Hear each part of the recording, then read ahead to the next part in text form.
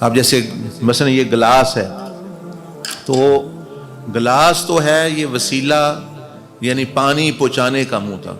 اب جو بندہ گلاس ہی لے کے بیٹھا رہے، نہ اس میں پانی ہے نہ اس میں پانی ڈالے، گلاس منہ میں لے کے بیٹھا رہے خالی، تو کوئی اس کو کہے بھائی یہ کیا کر رہے ہو، تم پیاس سے مر رہے ہو، کوئی پانی پیو۔ یار تمہیں گلاس نہیں نظر آتا میرے پاس؟ دیکھو کتنا چمک رہا، دیکھو کتنا صاف، کتنا خوبصورت، اس کی شیپ دیکھو، واہ واہ کیا بات ہے۔ وہ کہے گا اس کی مت ماری گئی ہے، مطلب کہ یہ جو مطلب کر رہا ہے۔ بس یہی مثال ہماری۔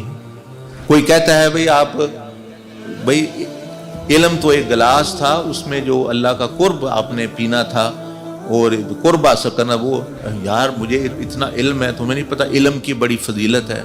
اچھا صرف علم ہی کی فضیلت ہے تو پھر شیطان کی فضیلت کیوں نہیں؟ یہ مجھے پھر بتائیں۔ شیطان کو تو ہم سے بھی بہت زیادہ، یہ جو علماء ہیں دنیا کے اکٹھے ہو جائیں، اس کو سب سے زیادہ علم ہے خود، کیونکہ اس نے ہر نبی کی بات سنی ہوئی ہے، ہر نبی رسول کو کم و بیش اس نے دیکھا ہوا ہے، فرشتوں پہ اس سے باتیں سنی ہیں، اللہ سے اس نے باتیں سنی ہیں۔ اب اللہ عالم الغیب والشہادہ، اس سے اس نے کلام کیا، تو اس لیے اس دھوکے سے جہالت سے بھی نکلیں۔ وہ کہتے ہیں نا آسمان سے گرا تو کھجور میں اٹکا، پہلے تو نرے جاہل تو جو علم حاصل کیا پھر اس میں لٹک گئے۔ رب زدنی